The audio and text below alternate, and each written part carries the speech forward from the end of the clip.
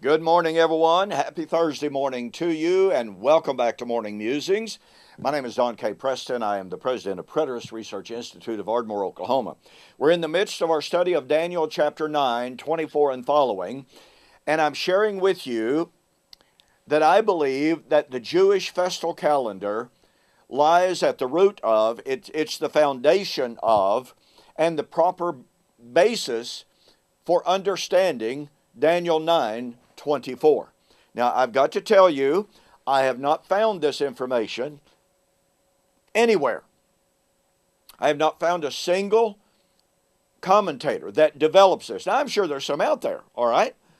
I'm just real sure that there's someone out there who has developed this, but I haven't found them.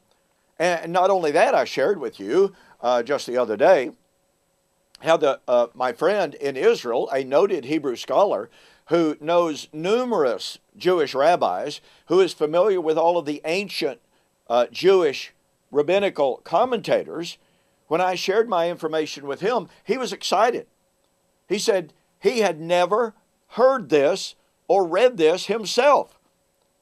And he said the rabbis with whom he shared it were likewise intrigued by it because it is based upon using Scripture with Scripture. It is based upon exegetical principles that they themselves accept. Now, did they just sign on 100%? No, I'm not saying that. But they are more than intrigued with the concept. Now then, I suggested to you yesterday that what we have in Daniel chapter 9 is the beginning of the festal countdown. Let me remind you, the very first 4 feast days were Passover, unleavened bread, Feast of Weeks, Feast of First Fruits, the day of Pentecost, which was 50 days from the end, from the Sabbath of the Passover. You count 50 days, and the day after the 7th Sabbath, which was an 8th day, you had the Feast of Pentecost. Now then, would anyone deny that the death of Jesus was Jesus' death as Passover? Paul calls it, he is our Passover. 1 Corinthians chapter 5, verse 5 and 6. So there's no question whatsoever that Jesus was the Passover sacrifice. Well, guess what? Right here in Daniel 9, verse 26, after the 69th week, after the 62nd week, after the 7th and 62nd, Messiah will be cut off. Folks, that's the Passover. And someone will say, well, that's also atonement. Well, I shared with you yesterday, the death of Jesus is most assuredly for atonement. But atonement is not completed until the high priest comes out of the most holy place.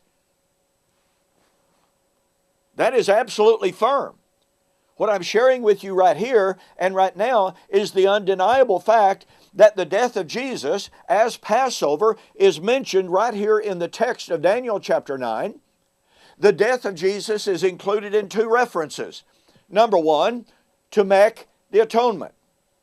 By the way, it could be argued that to put away sin likewise demanded sacrifice, because under Torah, the sacrifices, you have the sin offerings, and that was to take away sin.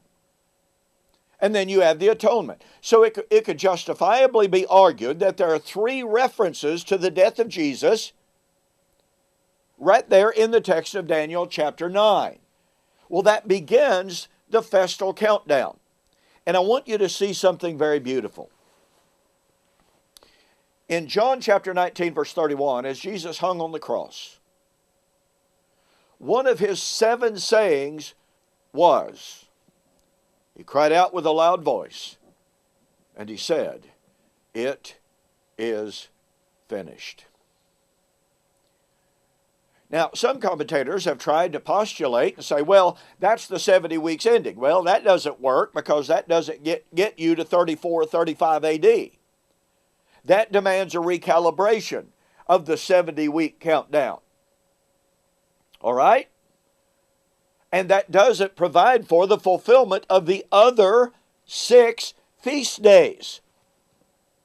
Some have speculated that, well, he's saying it is finished means, okay, the old law is done, it's finished, everything's fulfilled. No, that won't work. Because the Feast of Unleavened Bread was not fulfilled. The Feast of Weeks was not fulfilled. The Feast of First Fruits was not fulfilled. Rosh Hashanah, Yom Kippur, and Sukkot were not fulfilled. 6 of the 7 feast days were not fulfilled. The law, not one jot, not one tittle could pass from the law until it was all fulfilled, and all 7 of those feast days are a vital, integral, necessary part of the law. You can't have the law passing away when the majority of the jots and the tittles of the law were not fulfilled. It doesn't work. It violates Jesus' words. Okay, then what did "it is finished" means? Well, several historical and rabbinical sources tell us that at the very moment Jesus uttered those words, you see, you got Golgotha and you got the temple. In the temple, on that very day, the high priest was offering the Passover lamb. As he completed that sacrifice, he cried out, "It is finished." You see, John, and by the way, here's something you have to understand. The Gospel of John is built around the Jewish feast days. That's a given fact that scholars have noted for centuries. Are we supposed to look upon Jesus' words as mere coincidence that he happened to say it's finished at the very moment the Jewish high priest offering the Passover lamb uttered those words as well? That's just a coincidence. When everything else in the Gospel of John is built upon both the sayings that surrounded the feast days and the cultic practices of the feast days and the typological significance of the feast days. Mere coincidence? Not hardly. And so, when Jesus uttered those words, "It is finished," he was saying that the cultic sacrificial aspect of Passover was now complete. And he gave up the ghost. Well, guess what? In the ensuing 50 days, Feast of Unleavened Bread, the Feast of Weeks, that countdown of 7 Sabbaths plus 1 day, when the day of Pentecost was fully come, Acts chapter 2, verse 1, that day of Pentecost was on the 8th day. It was the day after the 7th Sabbath, after Passover. The 8th day was Shemini Atzeret. I'll have a lot to say about that. It was the Feast of First Fruits. So from Passover right down to Pentecost, the first 4 feast days were fulfilled perfectly, on time, in time. We'll talk about Pentecost a little bit more on Monday because you just absolutely have to see the incredible power of what was happening that day. The typological meaning of Passover, the antitypical fulfillment on the day of Pentecost in Acts chapter 2. Well, I didn't get to the fact that we find on the pages of Acts the interim between Pentecost and Rosh Hashanah. I'll have to do that next week.